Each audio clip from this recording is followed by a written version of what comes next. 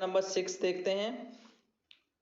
What happens to the force between two object. क्या होता है जब फोर्स लगता है दो ऑब्जेक्ट के बीच में। कोई दो ऑब्जेक्ट हैं और mass of one object is double. Initially suppose करो कि इसका मास जो है m1 था, इसका मास m2 था। इनके बीच की डिस्टेंस r है, ये इनिशियल केस है।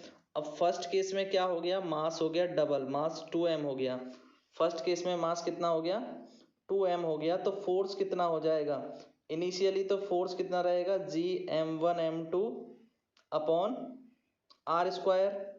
तो फर्स्ट केस में F1 कितना हो जाएगा, G2m1 m2, क्योंकि डिस्टेंस में कोई चेंज नहीं आया तो डिस्टेंस सेम रहेगी आर स्क्वायर। तो अब केवल क्या हुआ, F1 हो गया 2F के इक्वल। ठीक है। सेकंड केस क्या कहता है, सेकंड केस कहता है, इसका स्क्रीनशॉट आप ले सकते हैं। अब सेकंड केस देखें तो सेकंड केस क्या कहता है वो भी देखें। सेकंड केस में क्या हो रहा है, सेकंड केस में जो है अब डिस्टेंस डबल हो रही है और ट्रिपल हो रही है। तो जब डिस्टेंस को हम डबल करेंगे, इस बार डिस्टेंस क्या हो जाएगी 2r, तो डिस्टेंस 2r हो जाएगी। फिर एक और केस है, डिस्टेंस को करना है 3r, तो 3r ट्रिपल करना है। तो इससे फोर्स पर क्या इफेक्ट पड़ेगा, तो F equal to Gm1m2 upon 2r। तो 2r का स्क्वायर करेंगे तो 4r हो जाएगा, यानी फोर्स जो है ये F2 जो फोर्स है वो F अपॉन 4 हो जाएगा, यानी 1/4 हो जाएगा।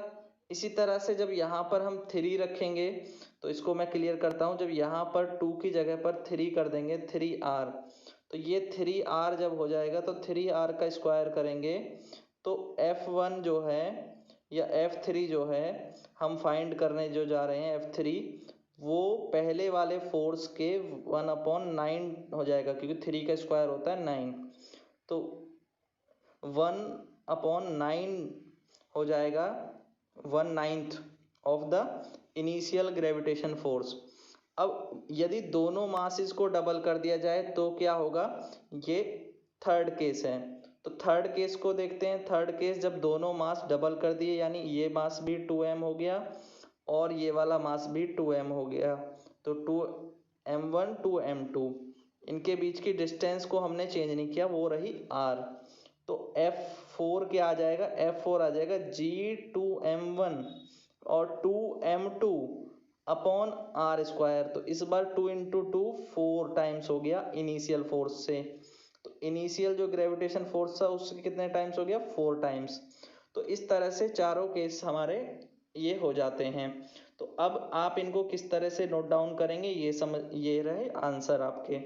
According to the universal law of gravitation, the force between the two objects m1 m2 is proportional to their plenty of reciprocal proportional to the square of the distance। तो ये हमारा double कर दिया मास को तो 2m1 हो गया और इनिशियल से क्या हो गया, 2 गुना हो गया। Mass is double, the force is double. Second case में क्या हुआ, डिस्टेंस को हमने क्या किया, डबल किया और एक बार ट्रिपल किया। तो जब डिस्टेंस को डबल किया तो ये 2r स्क्वायर है, तो 2r स्क्वायर होल स्क्वायर होना था, तो ये 4f हो जाएगा। तो force become 1/4 of initial force. जब हमने इसको ट्रिपल कर दिया तो यहाँ पे 3r का होल स्क्वायर होगा, 3r का होल स्क्वायर होगा, तो फोर्स हो जाए बिकम 1/9 ऑफ द इनिशियल।